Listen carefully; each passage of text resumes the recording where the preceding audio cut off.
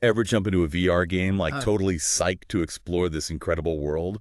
Then bam, something just feels off. yeah. Like the water's gorgeous, the sky's huge, but almost too much, you know? I know exactly what you mean. Well, get ready to geek out because today we're going deep on shaders in WebXR. We're Nice. going to figure out why creating those stunning virtual landscapes is so much harder than it looks. It's definitely a challenge. So I know you live and breathe immersive experiences and how those killer visuals come together without frying your user's headset, of course. Uh-huh. But for those of us just starting out, what's the deal with shaders? Why are they such a pain, especially in VR?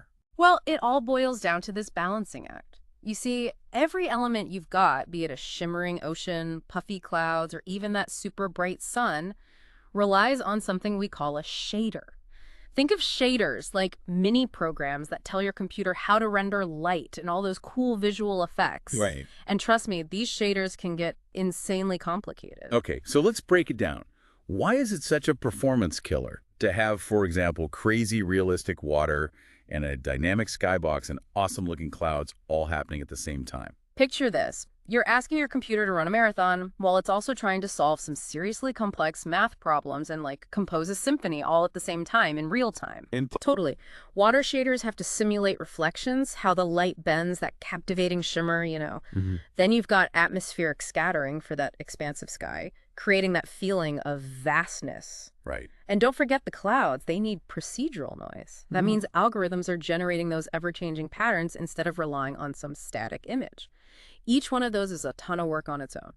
Now, put them all together, and you're really pushing your computer, especially in VR. Yeah, and VR is a whole other animal. It's not like passively watching a movie. You're in it, moving around, and you expect that world to react instantly. Precisely. VR demands buttery smooth frame rates, which is basically how many times per second that image updates.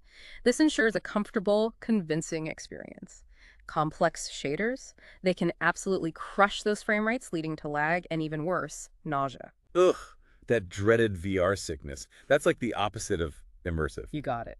So, nailing the lighting is key.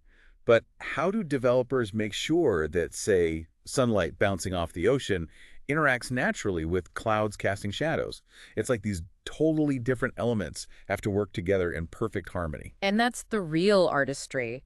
Each shader has its own way of dealing with light, its own lighting model. Water, for example, needs to factor in how light reflects and refracts off its surface. A skybox, on the other hand, has to account for how light scatters through the atmosphere, creating those gradients. And clouds, they require something called volumetric lighting to achieve that fluffy, three-dimensional look.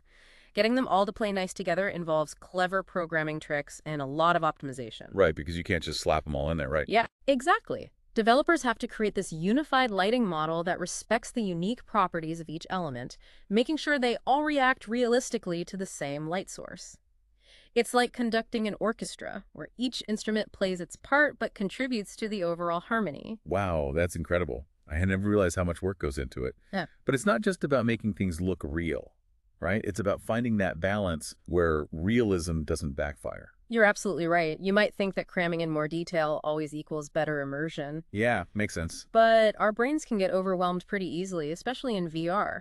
Imagine staring at this super realistic ocean with crazy waves, reflections, foam all at once. Yeah, I can see how that would be too much. It's sensory overload. Some really smart developers are even playing around with techniques that target our peripheral vision, creating this sense of realism without bombarding your entire field of view. That's really interesting. It's all about tricking the brain. Exactly. You want to give the illusion of